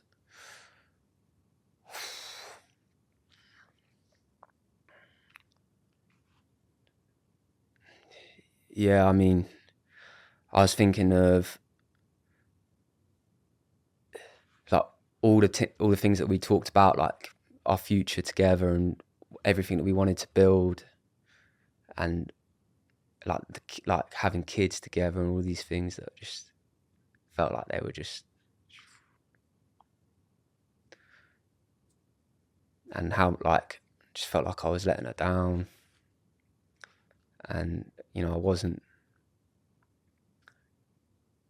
like delivering the things that I was going to run the length of Africa and we're going to do, everything's going to be all right. Like, don't worry about, all of these dangers. No, it's going to be fine, babe. And yeah, I knew how hard that time was for her as well. Especially I'm in the thick of it, I'm in the thick of it. She's like at home, just thinking about it all the time. And there was a few moments like that when we didn't have signal and things. Your boys eventually find you. Mm-hmm. They pay off the guys in that village and they let you go. Mm-hmm. Doesn't really stop there though, does it? Because there's so much now to process and to figure out and to kind of... That was, I think, the hardest point for us as a team of the mission was like the aftermath of that. It's very difficult because I think we were all struggling. Everyone was right at their limit, and probably because that no one had any spare energy to think about anyone else in that situation. It was all like, well, I'm struggling, so that's it, you know? And yeah, I mean, there was a good few arguments. People don't really know about this moment. No. Because people like me that just watch from YouTube and from social media, we just think, oh, they're all getting on, it's all fine. Oh, he's pissing blood again, haha, funny. But when I did those research calls and spoke to members of your team and spoke to, you know, people around you and even members of the team that were out there with you, this was really a falling out amongst the team that no one in the public ever got to see. It's a difficult one to talk about because I don't want to throw anyone under the bus or paint anyone in a bad light. We were all ultimately just trying our best. I think for me, what I recognised that I did wrong in that situation was I set us up in a bad way. Like I'd hired so heavily on content side because I knew that, you know, we started with no money. We had to get content out there to get brands to sponsor us. That I basically recruited 3 people that were almost entirely there for content reasons. Being able to make YouTube videos, take photos, record documentary, this kind of thing. I completely blindsided the logistics and element and like having knowledge of Africa and all of this kind of stuff. I just thought that's a luxury we can't afford right now. Because of that, I'd ended up asking a support team that were mostly there for content to basically be like logistics and African logistics experts. And that's put them in a position that's obviously going to be really difficult. So, yeah, I mean, that the whole situation could have been avoided with different plan. And I recognised that, and I thought, off the back of that, I was like, right, I'm going to get a 4x4 because the van can't travel up any of these dirt roads, and I'm going to hire 2 new people, one of which is going to be like a proper logistics guy that's going to get us through all of these tough situations. A team member actually departed around this time as well. Yeah, that was a difficult one. We had a big argument. Me and Harry had a big argument on just after this Congo thing.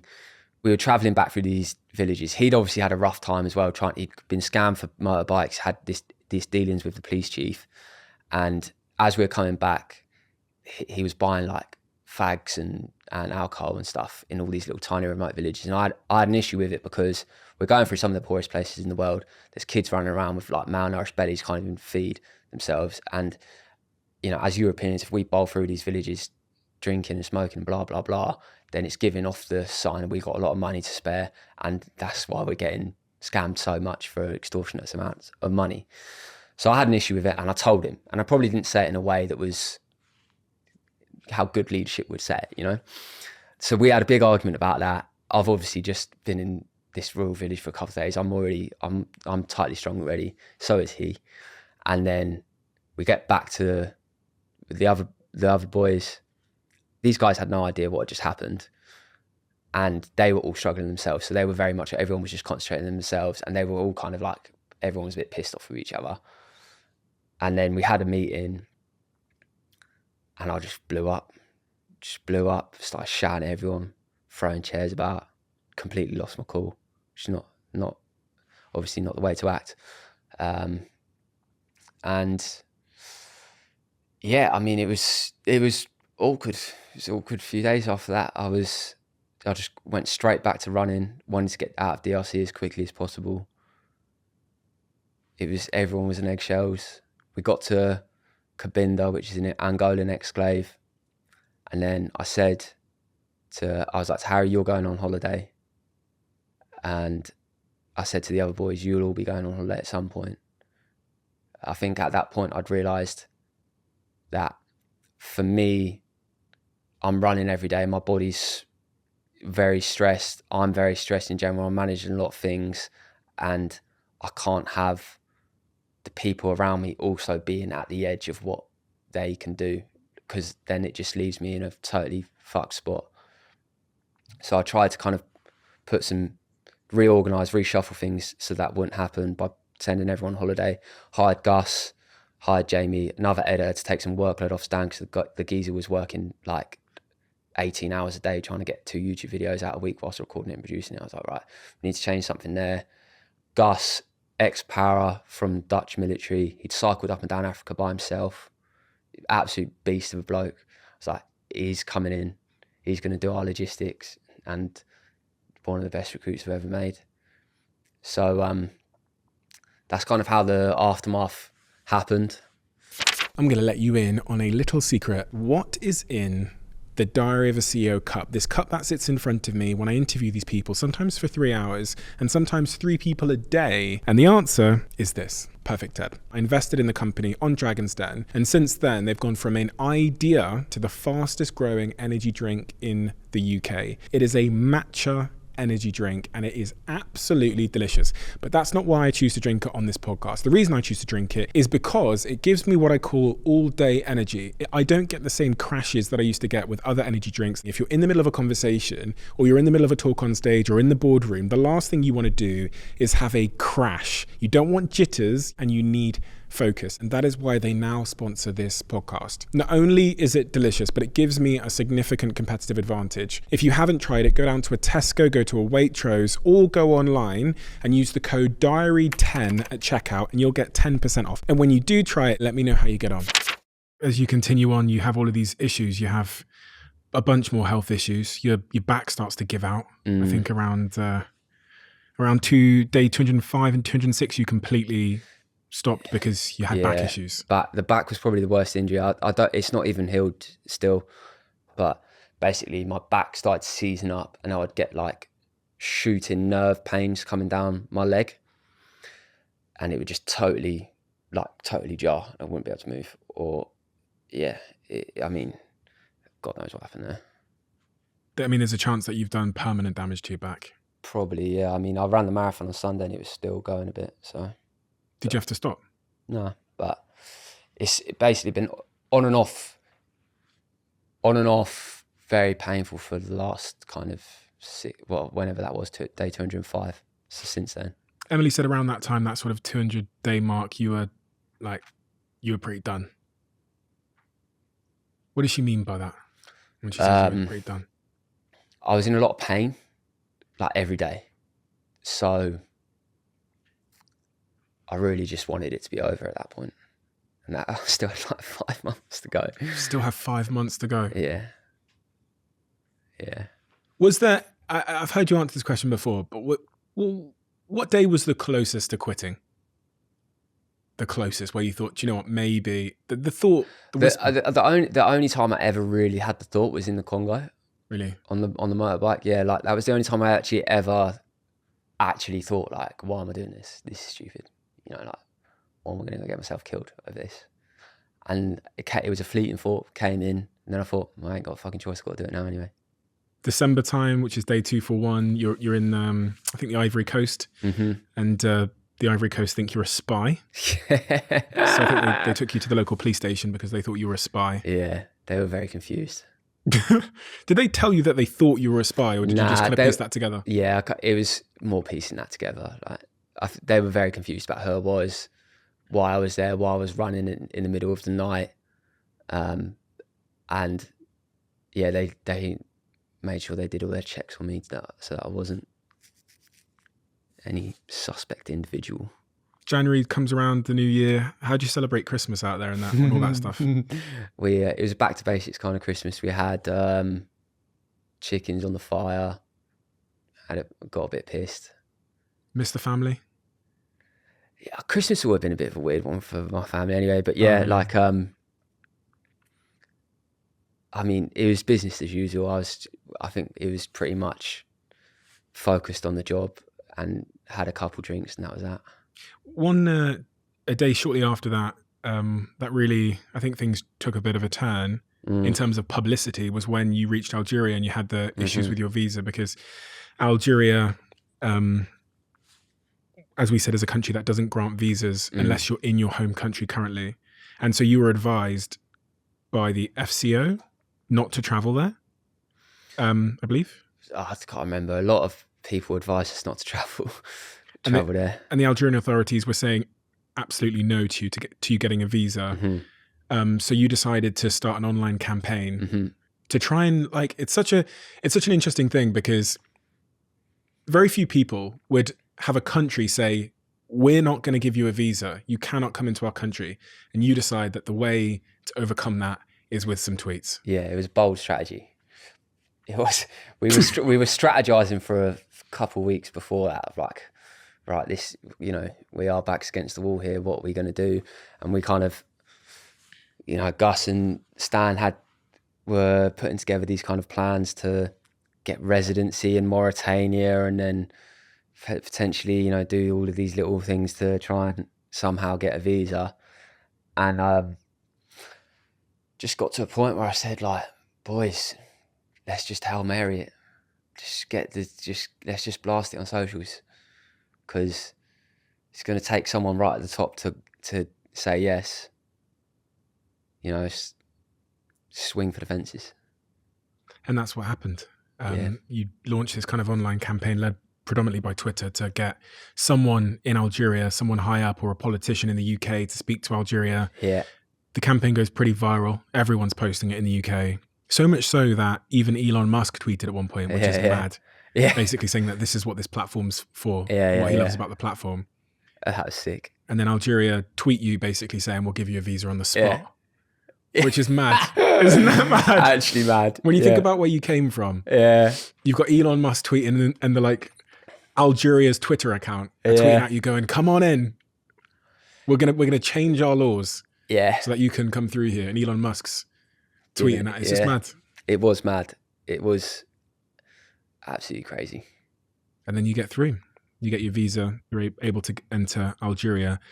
The Sahara Desert was another big challenge for you. You get to day 313. The truck breaks down in the Sahara Desert, 250 kilometers away from the nearest road.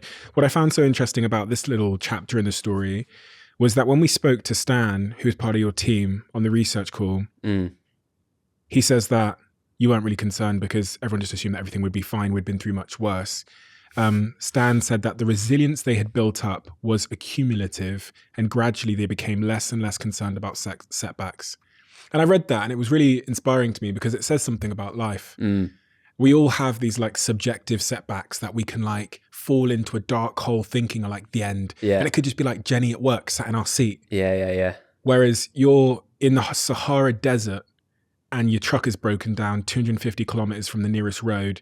The repair team can't fix it, and you guys just shrug, it'll be fine. Barely even thought about it, mate. I can't lie. Really? Yeah. I remember just thinking, that's a minor. We'll figure that out. Because you had so much evidence that you guys had been able to figure out so many other things. Yeah. And I think, like, by the end as well, like, the team was it was slick. Like, the way everyone was operating, everyone knew what they had to do. No one needed telling. We all just got on with our jobs. And the amount of output for 4 people was crazy. That really is what resilience is. People always ask, like, how do you become more resilient? But it seems your story taught me that it's like, go through some difficult shit together and come out the other end. Yeah. And you'll have evidence. Yeah. And even if you go through some difficult shit and it doesn't work out, then you've got a few lessons in there, right? So at least you survived, right? Yeah. That's a lesson. And then you get to the final leg of the trip. And all of the people around you tell me that there was a noticeable increase in your sort of happiness and demeanor when you could start to see the finish line. Definitely.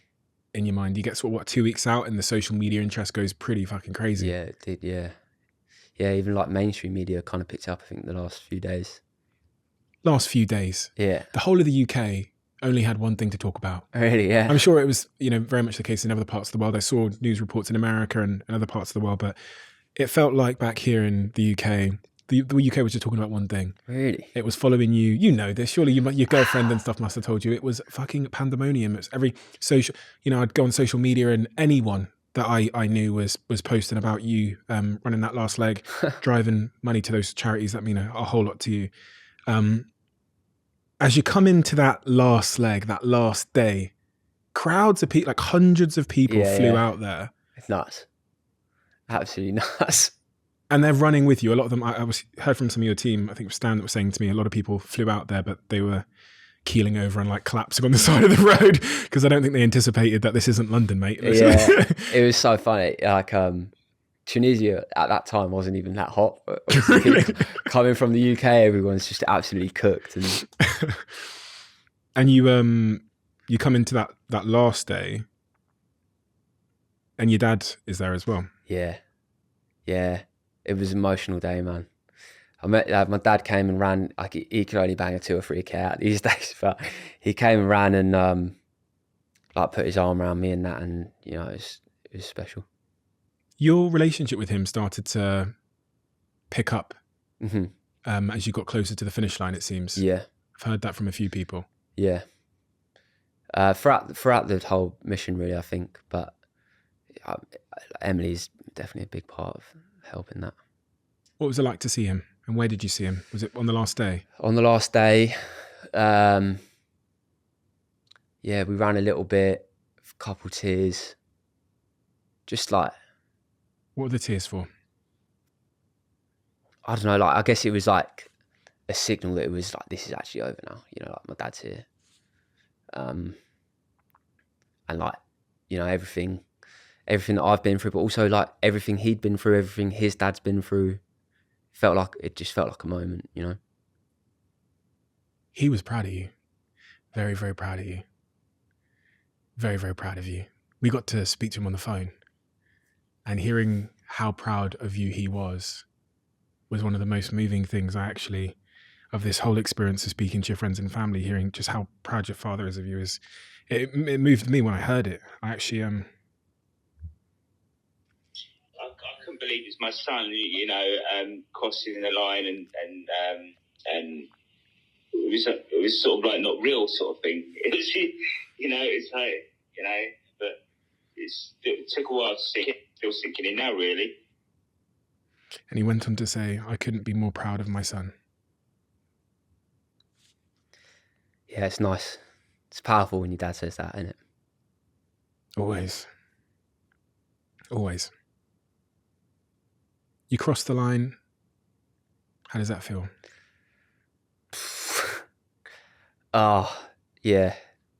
I mean, that finish line honestly felt like a fucking mystical thing that was never coming for the longest amount of time. So the fact that it finally came was just like, wow, it's finally over, like we actually did it. So yeah, very grateful. It's quite complex emotions. I can see it in your face. Yeah. What are those emotions? I guess it's just like grateful that it all worked out, and like all the hard work paid off, and all the hard times paid off. Your girlfriend said that you walked over to the edge of the water when you reached the northernmost point of Africa and you saluted. And to her, that salute meant more than just a sort of random token gesture. It was a salute in many respects to say, there's certain chapters closed in my life now, and there's certain things that I've proven. And I think maybe the right word there is proven. Yeah, I think so. Hopefully. What have you proven? Oh, I guess I'm capable, I can do it. Your mum was there as well? The whole gang? The whole team. Was that the best feeling of the whole journey? That end moment with your family was... Because I heard you describe that the start was amazing, the first day. And in that moment, I imagine it's overwhelming for so many reasons. It's so much to process. So overwhelming, man. People are there and screaming, and the cameras and the Sky News are running alongside you. It's like, it looked batshit crazy. I was watching on Twitter. Jesus Christ. It was totally mad. I think the finish line was one of them things that was just so like, I don't know if you had it, like when there's so much going on and it's so overwhelming, you kind of like, it almost feels like an out of body experience. Mm-hmm. And you're someone that's like lived most of their life in relative isolation. Yeah. You like being alone. Yeah. Emily told me this. She goes, I think he's happiest when no one's there. Yeah, I do like being alone. I do like it. Interesting still is like you get back to the UK and you've been running you've done this crazy thing for more than a year, right? It was 352 days. I was out there for 14 months. 14 months. You get back to the UK, you land, the weather's different. Obviously, society's completely different. Yeah. Now everybody knows who you are here. Mm. So wherever you go, someone's going, oh, hardest geezer, you gotta have a fucking picture, lad. Like, how is that? Still think I'm kind of working that out at the moment. Don't really know. It's definitely different. But everyone's so nice. And I think like the stories of people that like they come up to me and they're like, you know, I was running the marathon on Sunday and people were like, you're the reason I'm here and stuff. And I'm like, that's kind of mad, but that's sick as well, you know? So. Are you feeling overwhelmed? Yeah, definitely. How do you know? Because I'm trying to distance myself from everyone and everything at the moment. Really? Yeah. Like, yeah. Just, I think my social batteries run out quite quick. And once that happens, I'm just like, well, I need to be alone. Like, immediately. Done. Can't speak. Done. And you're getting all these emails now. Yeah. And it's just like, well, I think there's a lot of things happening as well that I don't know how to handle properly, like emails and all these other things. You don't have management, you don't have anyone, an agent, nothing. I kind of need a moment to work out what I actually want to do, I think. But it's fine. Like, I'm not running ultra marathons in the Sahara Desert anymore. I can't, like, it's all right. You know, when you were running that marathon, you ran the London Marathon like 2 days ago or something. Yeah. That's a very public place to be. Yeah, I didn't quite anticipate that. Going that way. I had some people that saw you down there and they were a little bit concerned. Really? Yeah, because you looked a little bit overwhelmed. Yeah, I was a little bit. There was just a lot of people grabbing at you and stuff. Yeah. I mean, people are nice, so like they only had nice things to say to me. It was just like so much like stimulation, you know what I mean? And like it's just, I was like, I'm not used to this. I find it fascinating. So you're at the very top of this mountain in terms of like publicity and attention, and everyone's screaming and grabbing at you and wants you for stuff. You've just done this incredible adrenaline-inducing feat running the length of Africa. There's all of these chemicals in your body, the adrenaline, the endorphins, all that stuff that comes from endurance sports. Yeah. And then done. Zero. Like, stop. Yeah. How's that? My body needed it. Yeah. It's absolutely, bashed in. But it is also, it's been quite difficult I had such a solid routine every day for a year. It was like get up, run, break, eat, run, do the same, every single day. And now the schedule's like wildly different. It's like, okay, wake up, interview here, or go and do this and then this, and, meet this person, chat to that person. And I'm kind of missing that routine of exercising all the time. Kind of want to start that back up again pretty soon. Maybe not 60 or 70k a day, but like I actually need that, So how's your mental health? I think it's fine. I just need to get a few things sorted. Like I haven't got a place to live yet, or I don't know the immediate next steps, like career-wise, what I'm going to do. And a lot of things have changed, obviously, so it's just working out a lot of all of this stuff. But I think when there's that many uncertainties in your life, it's always going to create a certain level of like mental challenges. So I just need to figure them out and then I'll be all right. You must get bored of people asking you what's next, because this is what everyone asks when anyone does anything interesting. They go like, what's next? They want to know the next. challenge? Or I have got a lot of ideas. I think like one of the big things that I would really love to do is in some way be part of like documenting other people's journeys when they go on, you know, they're starting from somewhere and they've got this big thing that they want to do, and just like either helping them or being like in some way do it. Mm-hmm. So I'd really love to try and do more of that. The last year as well, like one of the things that I struggled with is it was so much, everything was geared towards basically helping me run. And I've had enough of that. You know, all of my support team were there basically to facilitate me running as far as I can every day. And it would be nice to do things for other people more than just everyone doing things for me. That's an interesting thought. You've had enough of that. Enough of it being about you. Yeah.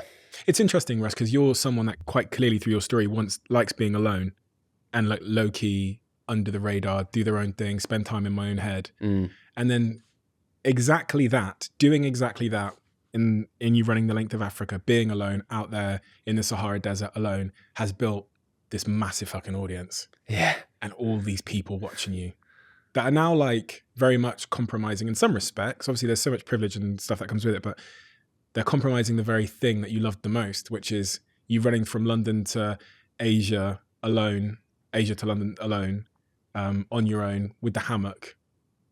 It's never quite going to be the same, if you know what I'm saying. You can't even walk down the street in London. You're like a really distinctive, recognizable guy as well, because like the ginger beard and stuff. Yeah.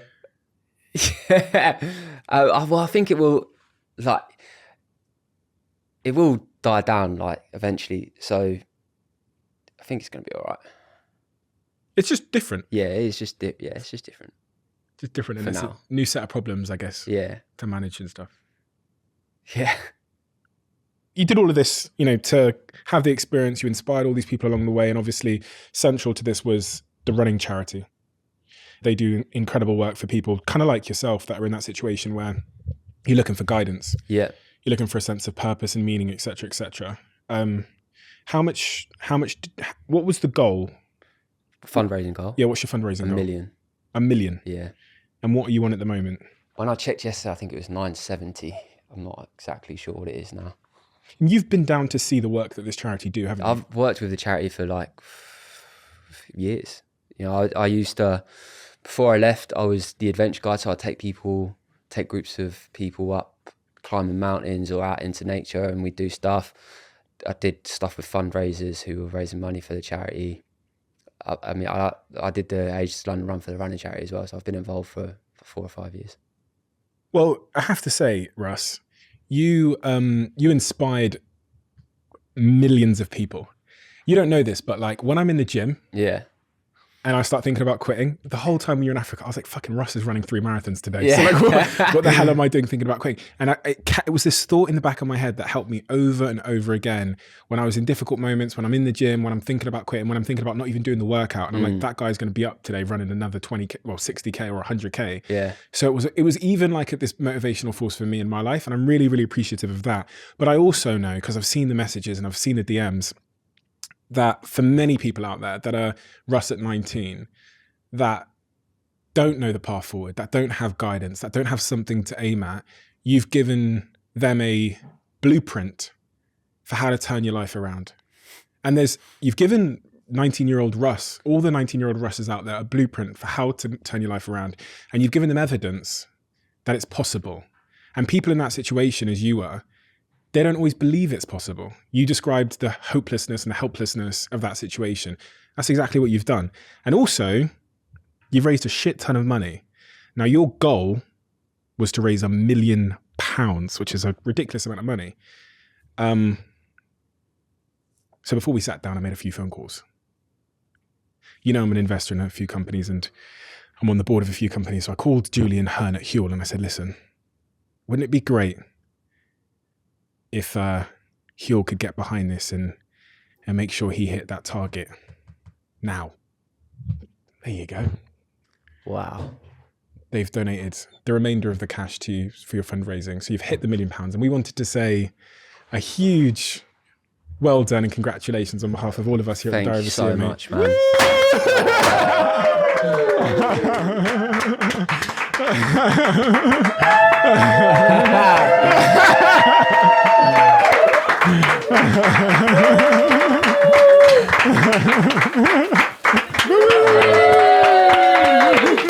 Is Emily here? There she is, coming in.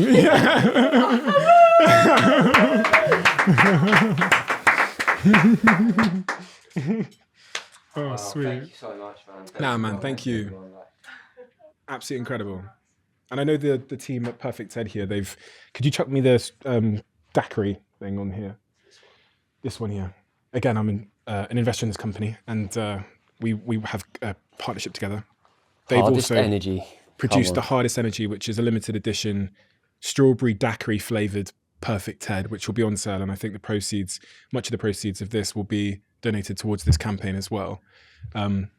It begs the question, why strawberry daiquiri? For some people that don't know, why strawberry daiquiri? I don't even know. Like, it just ended up becoming a thing that I was saying throughout the mission. I'd be like, get me to Tunisian beach for a strawberry daiquiri, and it was in my head. And then we finally got it done, eh?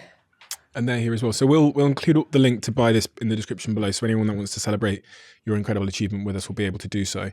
We do have a last tradition on this podcast. It's not usually how they end, but where the last guest leaves a question for the next guest, not knowing who they're going to be leaving it for. So if it's a good one. There's 2 questions.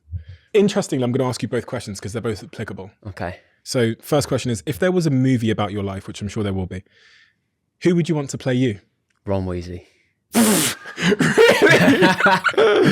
Okay, and question number 2, what place do you feel the most comfortable in and why? One of the things that I just love doing the most is mid-run, going to Tesco, getting some snacks and just sitting outside Tesco on the pavement eating my snacks. It's my favourite place ever. Love doing that. Very relatable as always, Russ. Thank you so much, honestly. Everything I said then about the inspiration you've given me is completely true. And I know that there's so many people out there that feel the same way. And you've made me want to aim higher in some of the things that I do in my life and pursue bigger challenges and really push myself to the limits, because as you've proven in your life, all of the good things are on the other side of some form of discomfort. The purpose, the meaning, the connection, as you've proven. And like so many people at the moment in society are suffering with their mental health, with a lack of sort of a sense of meaninglessness. And you're this shining example for all of us, this North Star of this first step we have to take to go on that incredible journey. So thank you so much, Russ. Mate, thanks for everything you've done, man. I can't thank you enough. You made it happen as well, so amazing.